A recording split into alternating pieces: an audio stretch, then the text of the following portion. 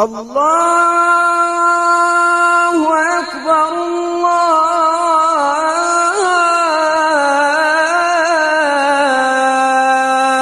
الله أكبر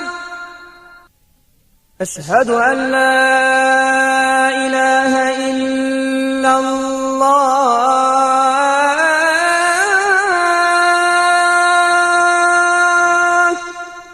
أشهد أن لا إله إلا الله.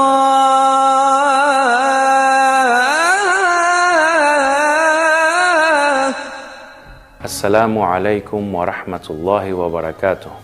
Que la paz de Dios sea con todos ustedes y sean bienvenidos a una edición más de su programa La Voz del Islam, que es una producción del Centro Islámico Boliviano para presentar a toda nuestra población la cultura islámica, la civilización islámica y también tratar temas relacionados con el mundo islámico, con el Medio Oriente y en general los países que están poblados por musulmanes.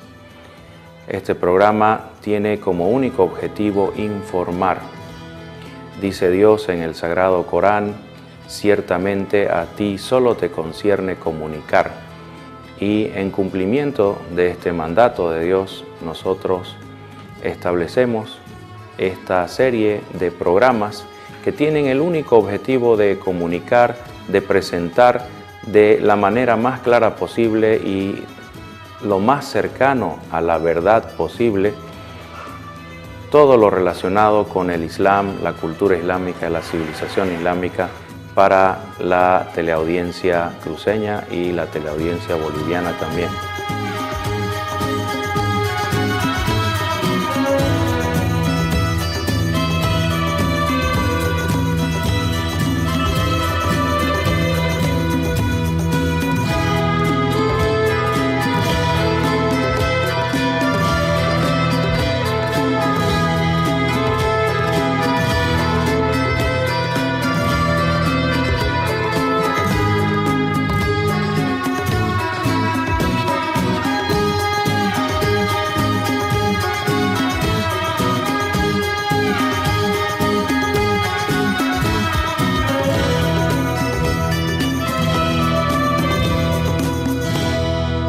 El Centro Islámico Boliviano es la primera institución islámica que se establece en Bolivia hace alrededor de 30 años y también es la primera que establece un templo musulmán, una mezquita, aquí en nuestra ciudad de Santa Cruz de la Sierra,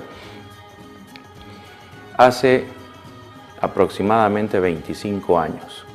A partir de ese momento vemos cómo el Centro Islámico Boliviano se dedica a difundir, a comunicar entre la gente lo que es el Islam y que la gente pueda elaborar un concepto y que la gente pueda juzgar por sí misma, libre de toda distorsión, libre de todo engaño o distracción generada por tal vez personas que son hostiles al Islam, personas que tienen algún interés en combatir a los musulmanes, aunque sea mediáticamente.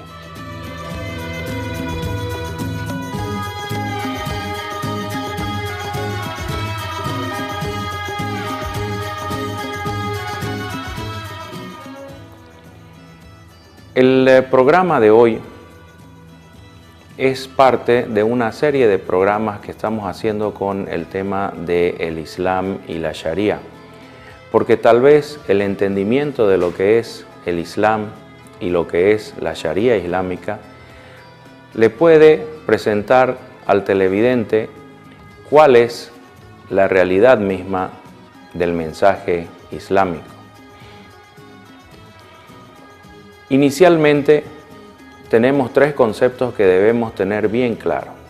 El primero de ellos es imán, es decir, fe. El segundo concepto es Islam, es decir, entrega y sometimiento voluntario a Dios. Y el tercer concepto es Sharia, es decir, la senda, el camino que nos marca Dios para que lo sigamos y así logremos su complacencia. Como verán, son tres conceptos muy diferentes y que muchas veces las personas los confundimos. Pensamos que fe es lo mismo que entrega a Dios y pensamos que la legislación emanada de la revelación de Dios es lo mismo que la fe también. También aquí es importante recalcar que el Islam no es una religión en el sentido tradicional o en el sentido cristiano de la palabra. ¿Por qué decimos esto? Porque el Islam no tiene iglesia, es decir, que el Islam no admite el concepto de una iglesia, una organización de connotaciones sociales, políticas o económicas que forma un grupo diferenciándose de los demás. Entonces, en el Islam no tenemos esa institución o una institución similar denominada iglesia. En el Islam tampoco existe un clero que monopolice la verdad. Cualquier persona que esté buscando la verdad, cualquier persona que busque el conocimiento, tiene derecho a acceder a él y también tiene el derecho de emitir su juicio, emitir su opinión respecto a ciertos asuntos, bajo la responsabilidad, claro, bajo la responsabilidad moral y ética de emitir un juicio en base a un conocimiento, en base a evidencias que sean firmes, ¿no es cierto?, para orientar a las personas y no para desorientarlas.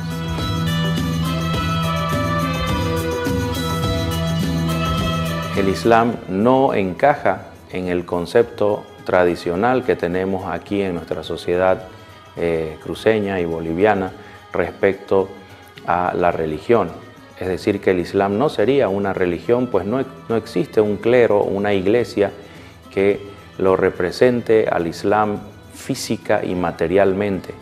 Tampoco existe un clero o una iglesia que monopolice el entendimiento del Islam. En este sentido, los musulmanes, que son las personas que profesan el Islam, son, utilizando siempre la terminología de nuestra sociedad aquí cristiana, ¿no es cierto?, los musulmanes serían laicos. Y el Islam, separándolo ya de lo que es la fe, el Islam vendría a ser un esfuerzo, una entrega de la persona, pero aquí en este mundo, o sea, es algo material, es algo secular. Vamos a tratar de desarrollar más estos conceptos y después continuaremos, si Dios quiere, con ejemplos de legislaciones puntuales, preceptos puntuales de la Sharia, para que usted, señor televidente, pueda apreciar con mayor claridad lo que estamos diciendo.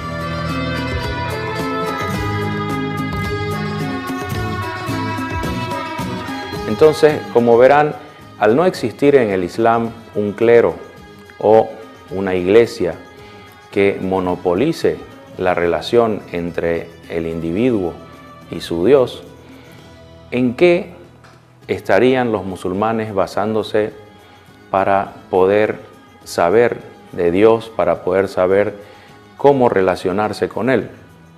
Pues en el Islam la persona depende de su propio conocimiento, de su propio entendimiento y de su propia práctica.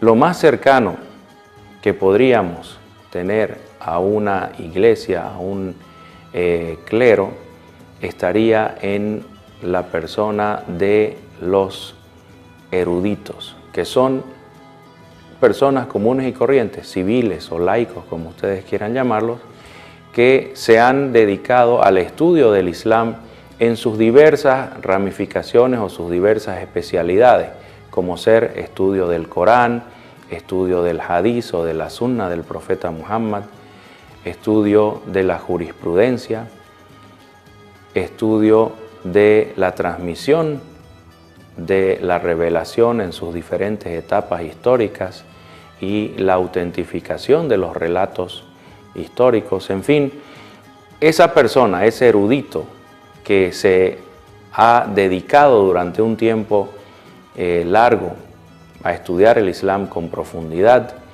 esa persona tiene, según el Sagrado Corán, la obligación de orientar a los demás. Pero como dice Dios en el Sagrado Corán, dirigiéndose al profeta Muhammad, le dice: tú no eres un dictador sobre ellos. Y que cada persona volverá a encontrarse, a enfrentarse ante Dios. Entonces, el erudito tiene la obligación de informar y tiene la obligación también de aclarar, de mostrar, comunicar a la gente cuál es su entendimiento de los mandatos de Dios.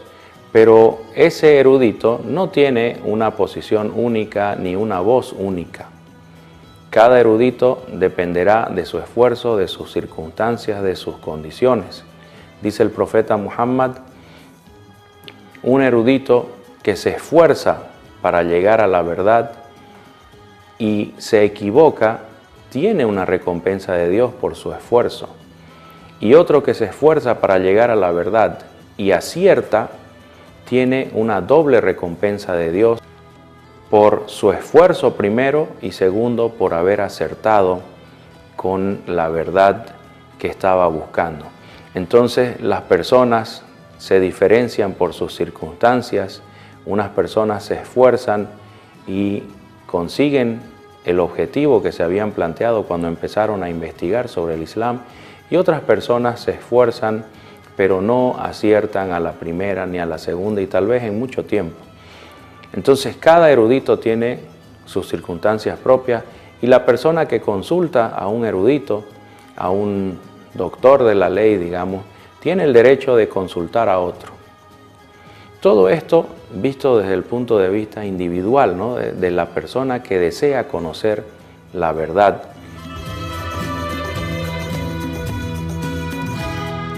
Dios nos estableció aquí en la tierra como representantes suyos, como una especie superior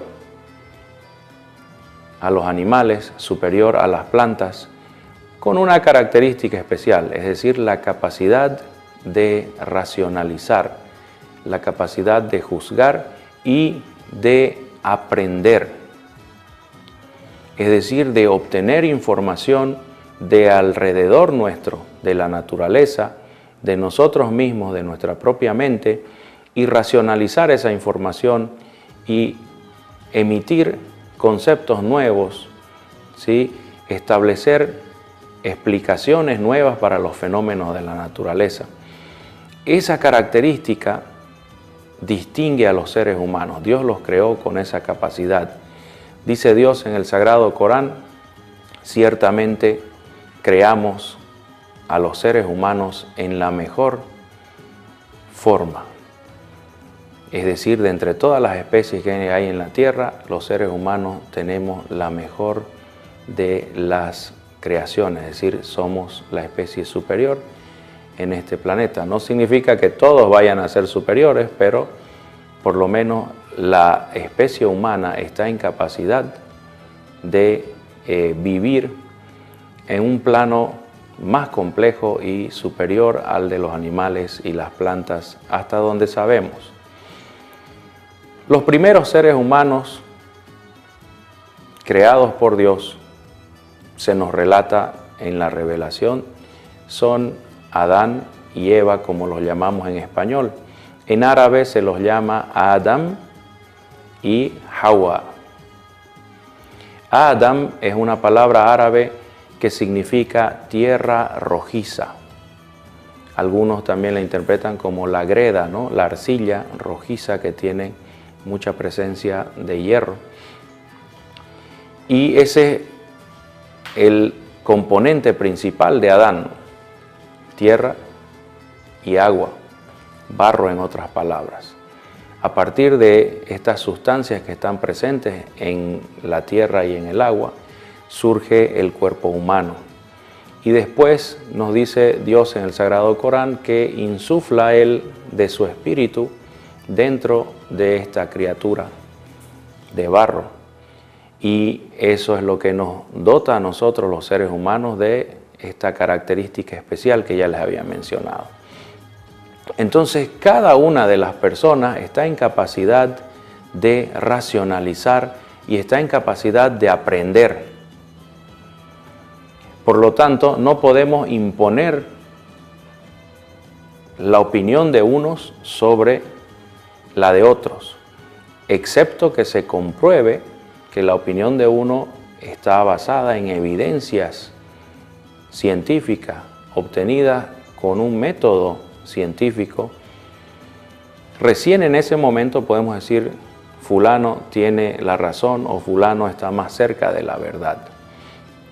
Por lo tanto, la persona no tiene una sola forma o una sola fuente para consultar. La persona debe investigar, debe consultar en varias fuentes, debe comparar y recién después de un tiempo podrá elaborar un juicio. Así es como funciona la razón humana, ¿no es cierto?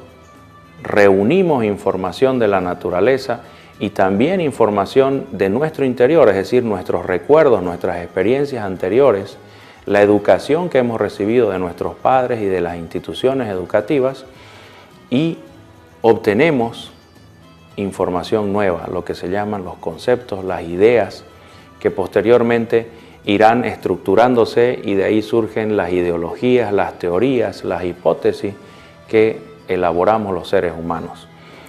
Reconociendo esta capacidad es que Dios establece como única fuente para acceder a la divinidad, es decir, para saber sobre la divinidad, sobre Dios, como única fuente para saber qué es lo que Dios desea de nosotros, la investigación científica. Un erudito es una persona que ha dedicado años de su vida a investigar científicamente lo que nosotros llamamos revelación, las implicaciones de la revelación, el significado de la revelación y las circunstancias que la rodean. Ese es el concepto que tenemos los musulmanes de un erudito.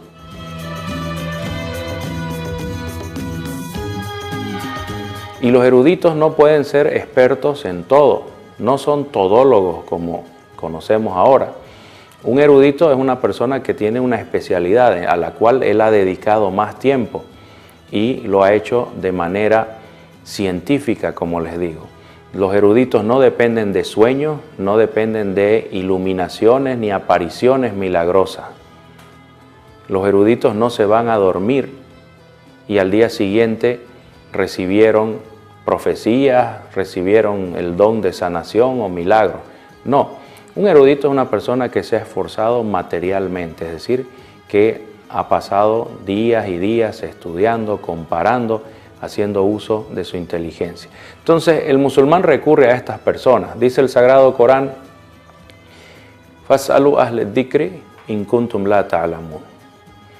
Si ustedes ignoran algún asunto, consulten a las personas de conocimiento en ese asunto. Entonces, cuando nosotros tenemos un problema, ya sea de ámbito médico, por ejemplo, no debemos recurrir a un sheikh, a un erudito de la ley islámica, sino que debemos consultar a un médico, ¿no es cierto?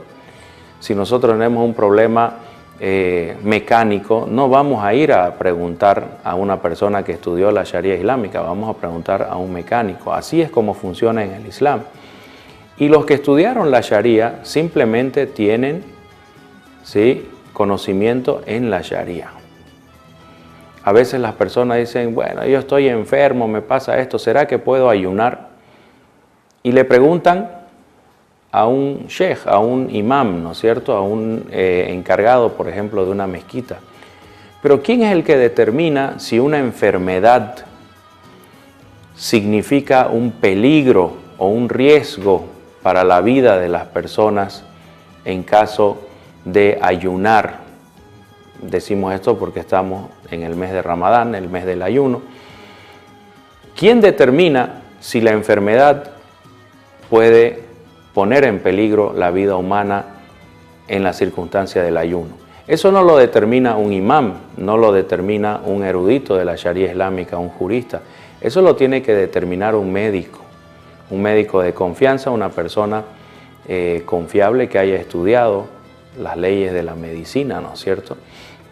Entonces, el Islam vendría a ser la entrega, el esfuerzo, la dedicación de las personas, pero materialmente, no de forma mística ni con iluminados milagrosos sobrenaturales.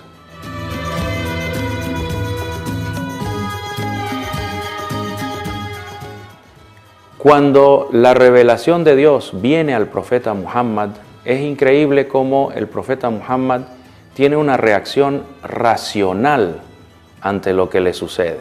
Imagínense ustedes ser una persona normal y que de un día para el otro aparezca este ser, ¿no es cierto?, el ángel Gabriel, y empiece a comunicarnos un mensaje. El profeta Muhammad, según relatan las fuentes históricas de los musulmanes, sintió temor.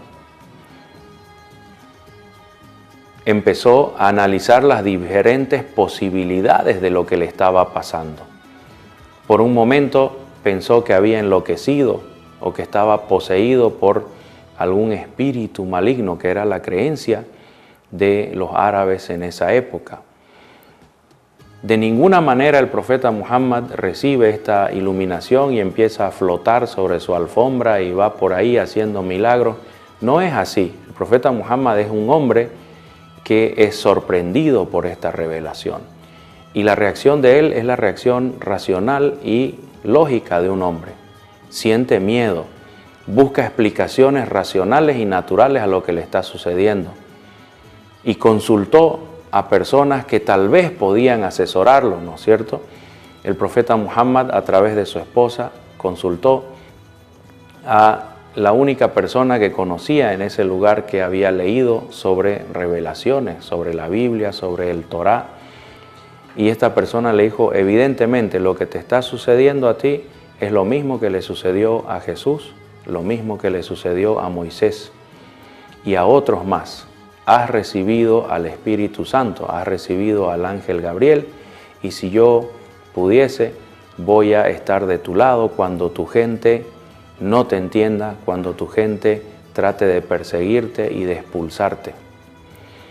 En ese momento es que el profeta Muhammad, al escuchar las palabras de este anciano hombre que se llamaba Waraka, es en ese momento que el profeta Muhammad empieza a asumir que está siendo el objeto de la revelación divina, está siendo alcanzado por la revelación divina.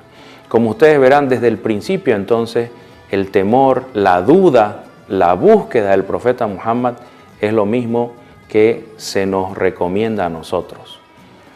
Cuando una persona siente que la fe llega a su corazón, esa persona tiene todo el derecho de sentir temor, tiene todo el derecho de dudar, de preguntar, de expresar cuáles son sus dudas. No hay ninguna vergüenza en decir yo no estoy de acuerdo con esto o yo no creo en esto. ¿Sí? Para los musulmanes la duda, la búsqueda lleva a la fe, a la certeza. La fe no viene de un día para el otro. Al profeta Muhammad le tomó un tiempo racionalizar, entender qué le estaba sucediendo. Y así también a sus discípulos les tomó un tiempo aceptar lo que el profeta les enseñaba. En ese sentido, es importante que entendamos, la fe es una llama, una certeza que Dios pone en nuestro corazón. Pero el Islam no es la fe, el Islam es lo que la persona decide hacer después de ser alcanzado por la fe.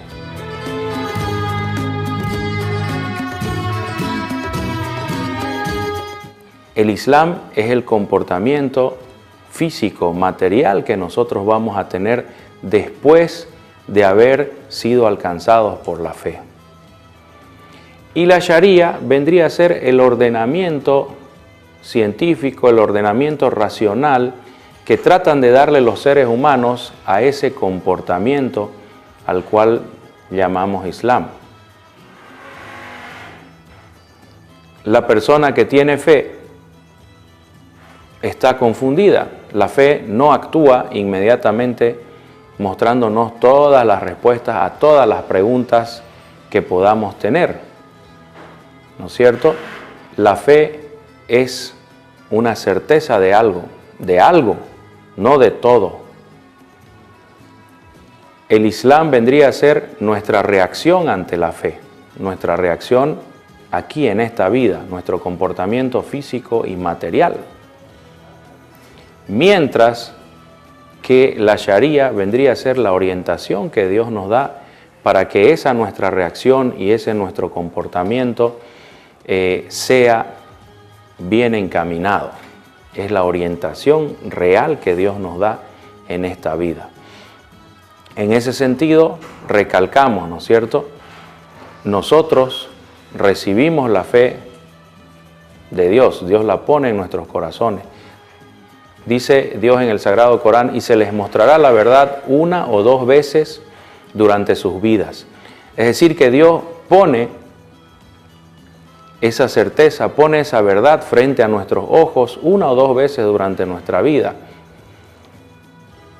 El Islam vendría a ser lo que nosotros decidimos hacer con esa información que Dios nos ha dado, con esa certeza que nos ha dado. Porque descubrimos cuáles son los pilares de la fe, por ejemplo, en el Islam, son 6, que hay un solo Dios, creador, soberano y legislador. Descubrimos que hay ángeles, como el Espíritu Santo, que es un ángel de Dios. Descubrimos que ha habido profetas y mensajeros. Descubrimos que estos profetas y mensajeros recibieron mensajes escritos establecidos, como el Torá, el Evangelio y el Corán. También descubrimos de que nuestra vida ha sido diseñada y ha sido establecida con anterioridad por Dios.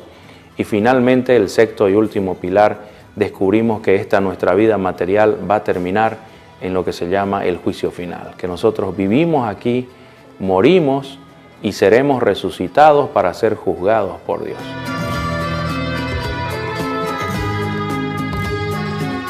El Islam es lo que nosotros decidimos hacer después de recibir la fe, después de tener la certeza de un solo Dios, de los ángeles, de los profetas, los mensajes, el destino y el juicio final. ¿Qué es lo que vamos a hacer después? ¿Nos vamos a hacer los locos? ¿Vamos a mirar para otro lado? ¿Vamos a seguir, como dicen, con la joda? ¿Vamos a seguir viviendo la vida loca? Cada uno decide. Dios nos ha dado a nosotros el libre albedrío. Obviamente, Él sabe lo que vamos a decidir, Él sabe lo que va a suceder, Él sabe lo que sucedió. Esa es nuestra creencia sobre el destino. Pero nosotros tenemos la libertad de decidir. Si decidimos empezar a cambiar nuestra vida y actuar de acuerdo a esa certeza, a esa fe que llevamos en nuestro corazón, esa decisión, esa entrega que nosotros vamos a hacer de nuestra vida material aquí a Dios, eso es lo que se llama Islam. Y Dios no exige de nosotros solamente la fe, Él exige la entrega posterior a la fe, exige el Islam. Dice Dios en el Sagrado Corán, "Dhulu fis-silmi kafa". Todos los seres humanos entréguense a Dios, todos. Este Islam, esta entrega, no es un invento del profeta Muhammad ni un invento de los árabes. Desde que surgen los primeros seres humanos vemos personas que predican, que invitan a adorar solo a Dios, a practicar el bien, a ser bueno con nuestros familiares, con nuestros padres, a ser justos, a ser honestos, a trabajar. En fin, esto no es un invento de Muhammad ni de los árabes. Como les digo, los primeros musulmanes son los primeros seres humanos. El primer profeta del Islam es Adán. porque enseñó a sus hijos a vivir de acuerdo a la fe que tenían. Y después tenemos otros profetas del Islam como Abraham, Moisés, Jesús, Juan el Bautista, en fin. Todo el tiempo, en todas las culturas del mundo, ha habido personas que dicen a sus hermanos, a sus paisanos, hay un Dios, Él nos va a juzgar, Él se ha comunicado con nosotros y nos ha expresado cuál es su voluntad.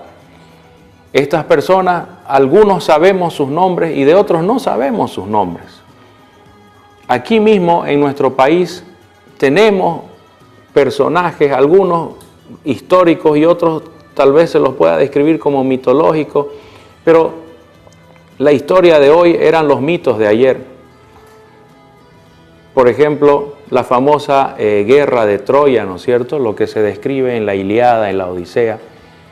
Se pensaba que eran mitos y evidentemente gran parte de la historia eran mitos, pero y ahora se ha descubierto las ruinas de Troya. Se ha descubierto de que hubo una guerra, que los griegos estos invadieron Asia Menor. Así también en la historia de nuestro país tenemos personajes que encajan en el perfil de un profeta y mensajero, de un predicador del Islam. Entre los guaraníes tenemos el Tata Tumpa, entre los aymaras o los habitantes originarios del altiplano, no los aymaras, los quechuas, los originarios del altiplano boliviano, tenemos el conocimiento de Tunupa, ¿no es cierto? Un hombre enviado para reformar la sociedad en los tiempos de Tiwanaku y tal vez antes.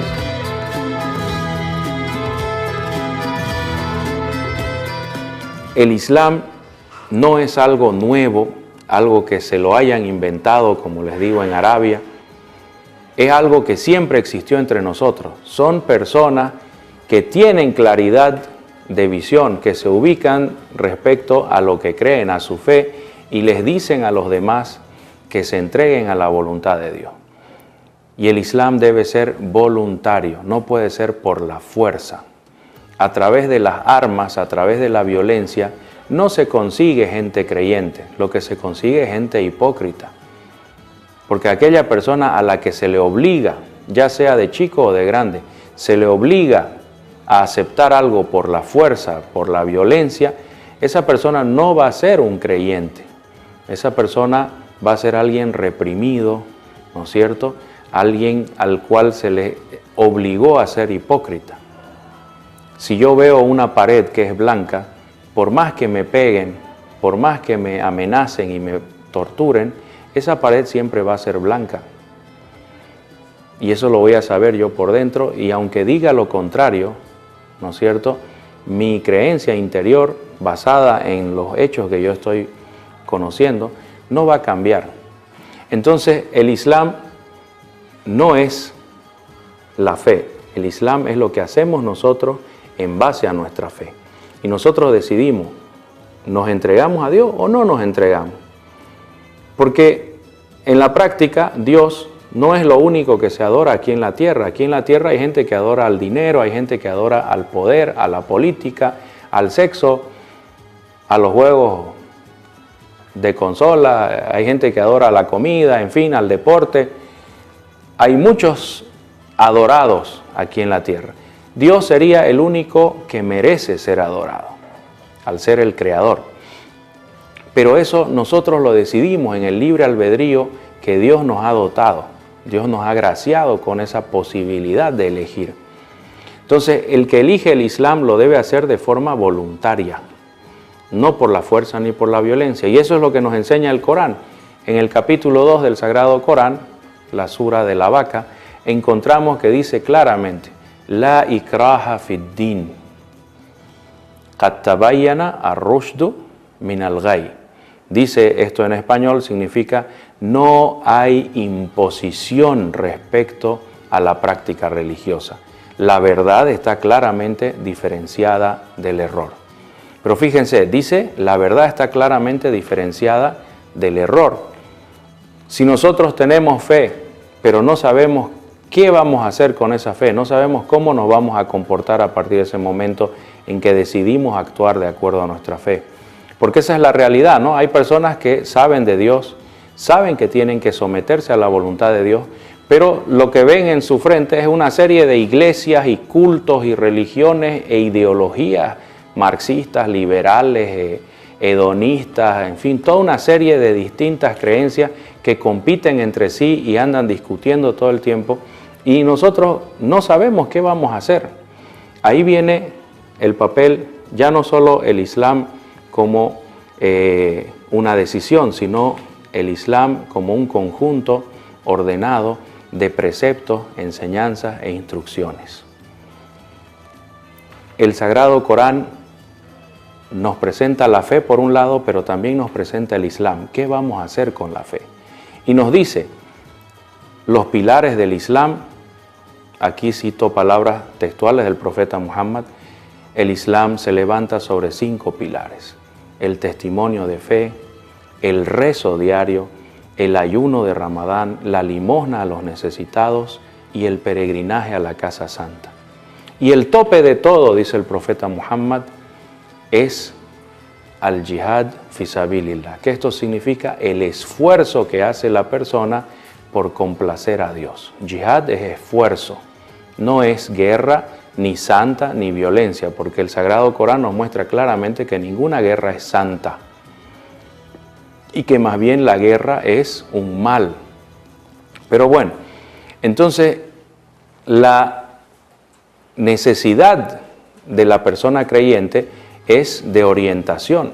Todos nosotros necesitamos orientación, y el mensaje del Sagrado Corán nos lleva a la fe, pero también nos lleva a lo que viene después de la fe. ¿Qué es lo que vamos a hacer? Porque una persona solo con la fe no sabe encontrar su camino, necesita alguien que lo oriente aquí en esta vida, no para la otra. La fe, si Dios quiere, nos va a traer la salvación, si Dios lo permite. Pero ¿qué vamos a hacer aquí mientras tanto? ¿No es cierto? Hay personas que tienen fe en Dios y andan clavándose clavos, digamos. Otras personas tienen fe en Dios y se tiran de un edificio o se chicotean, caminan sobre brasas. Otros utilizan esa fe para otras cosas. Entonces, ¿cuál es la orientación divina? Eso es lo que los musulmanes llamamos el Islam. El Islam, esa entrega de Dios, esa aceptación de la orientación divina de cuál va a ser la práctica. Y está basada en 5 pilares que ya mencionamos: testimonio, rezo, ayuno, limosna y peregrinaje. Y todo lo demás que sucede en nuestra vida debe ser un esfuerzo de nuestra parte, un yihad, un esfuerzo de nuestra parte para complacer a Dios. Y ahí es donde entra la Sharia. La Sharia son una serie de disposiciones, una serie de estudios que han hecho las personas que estudian el Islam y estudian la revelación, orientándonos a nosotros de cómo debe canalizarse ese esfuerzo. Nos indican qué es lo que debemos hacer obligatoriamente, nos indican qué es lo que debemos hacer solo como recomendación, otros nos indican lo que es lícito, lo que es detestable y finalmente lo que está prohibido. Entonces fíjense, fe, Islam, Sharia. El uno lleva al otro. La Sharia es consecuencia de nuestra decisión de entregarnos voluntariamente a Dios. Y el Islam es eso. El Islam es consecuencia de la fe. Por eso es que la Sharia islámica es una necesidad para los creyentes. Así como fue la Sharia de Moisés, que se encuentra registrada en el Torá. Y así también hubo otras Sharías, otras leyes de Dios en el pasado anterior a Moisés. La humanidad tiene cientos de miles de años aquí en la tierra. No somos una especie nueva exactamente. Llevamos mucho tiempo aquí en la tierra y ya Dios mandó muchos profetas y mensajeros anteriores a Moisés, anteriores a Abraham. Entonces, la Sharia del profeta Muhammad es la última que nos ha llegado, abroga a las anteriores, ¿sí? Pero a la vez las confirma y revive sus enseñanzas. La Sharia de Moisés, la ley de Moisés, entró en un punto muerto poco antes del nacimiento del profeta Muhammad. Ya no se sabía qué era verdad, qué era mentira. No existen originales del Antiguo Testamento. Todos son traducciones y copias, miles de meses y cientos de años posteriores a Moisés. Incluso el Evangelio de Jesús, que vino con la revelación de Dios para aclararnos a nosotros lo que decía Moisés y para confirmar lo que decía Moisés, incluso el Evangelio de Jesús se perdió. Ya nadie nos puede decir cuál es el Evangelio original. Tenemos varias copias distintas traducidas al griego y nadie nos puede indicar quién tradujo eso y de dónde lo tomó. Entonces, eso genera una confusión y Dios sabe que los seres humanos estaban confundidos. Por eso envía un mensajero más, envía una revelación más y envía una Sharia más, o sea, un conjunto ordenado de leyes. Pero esta Sharia no se encuentra de una manera completa en los libros sagrados, en la revelación. Los seres humanos debemos estudiarla, debemos conocerla, debemos interpretarla. ¿Sí? La Sharia en sí no es divina, la Sharia en sí no es algo perfecto. La Sharia es el fruto de nuestro esfuerzo científico, racional, por entender la revelación de Dios, por llevar a la práctica el Islam. Los seres humanos, cuando nos organizamos, cuando nos complementamos unos a otros y establecemos un proceso histórico de desarrollo, de progreso de algo, llegamos muy lejos. ¿Sí? Por ejemplo, la conquista del espacio ha sido el fruto de un proceso que no empezó con la NASA ni con la Unión Soviética. Un proceso que empezó en la Edad Media, cuando los primeros seres humanos diseñaron los primeros planeadores. Abbas ibn Farnas en Bagdad, en el año 800, ya estaba diseñando aparatos para volar. Leonardo da Vinci, Otto von Lindenthal, en fin, una serie de personas de mucho tiempo atrás iniciaron el proceso que nos lleva a nosotros al espacio, a los transbordadores, a los cohetes espaciales. Lo mismo sucede con la Sharia, o sea, es un proceso que inició con la generación de discípulos del profeta Muhammad, con su entendimiento, se fue complementando y se fue enriqueciendo con las nuevas generaciones y distintas generaciones de musulmanes, y nos trae al resultado que tenemos hoy. Y lo que tenemos hoy no es definitivo, constantemente hay que seguir enriqueciendo esto y también corrigiendo los errores. ¿Sí? La Sharia no es, como les digo, algo perfecto, único e inalterable. Los seres humanos no somos perfectos, no somos una versión única, tampoco somos inalterables. Progresamos con el tiempo, evolucionamos, adquirimos experiencias nuevas que las generamos nosotros mismos y nos enriquecen después. Entonces, esperamos que haya quedado claro este punto de lo que es la fe, de lo que es el Islam y lo que es la Sharia, y que no se los debe confundir. Si usted, señor televidente, desea información adicional respecto a este tema o a cualquier otro tema relacionado con el Islam, con el Sagrado Corán, con la Sunna del profeta Muhammad, le recomendamos acceder al Centro Islámico Boliviano, que se encuentra situado aquí en Santa Cruz de la Sierra, en la calle San Joaquín, número 2815. Esto es frente a Infocal, en el tercer anillo interno, entre las avenidas Virgen de Cotoca y Canal Cotoca. También lo puede hacer por vía telefónica a los teléfonos 324-4821 o 346-8488 o a través de las redes sociales. Tenemos la página web del Centro Islámico Boliviano que aparece en sus pantallas, www.centroislamicoboliviano.org.bo, o también a través de las redes sociales del Facebook, tenemos la página Centro Islámico Boliviano. Usted lo pone en su buscador y lo va a llevar a nuestro perfil y nuestra página de Facebook. Está en árabe y también en inglés, pero nos interesa comunicar el mensaje del Corán, el mensaje del profeta Muhammad y de todos los profetas anteriores a él en nuestra sociedad a través del idioma castellano y cualquier otro idioma que sea necesario. Entonces le damos la bienvenida si usted es una persona que busca la verdad, si usted desea tener su propia opinión y no repetir ciegamente lo que dicen los demás. No dependa ciegamente de los otros.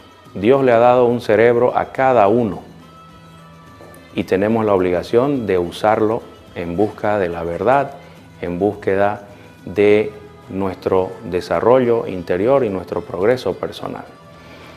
Muchas gracias por su atención, agradecemos su paciencia como siempre y los invitamos a nuestro próximo programa La Voz del Islam en una pronta ocasión si Dios quiere.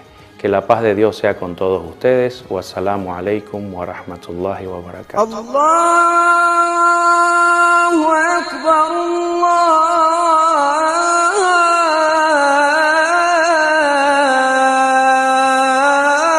Akbar. Ashhadu an la ilaha illallah.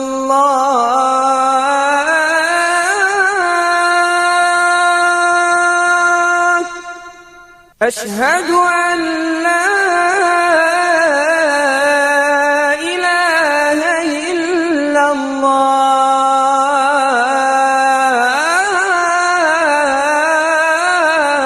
أشهد أن محمدا رسول الله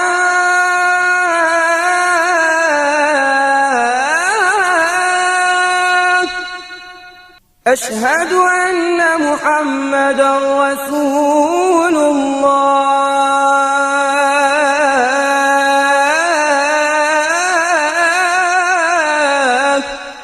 حي على الصلاة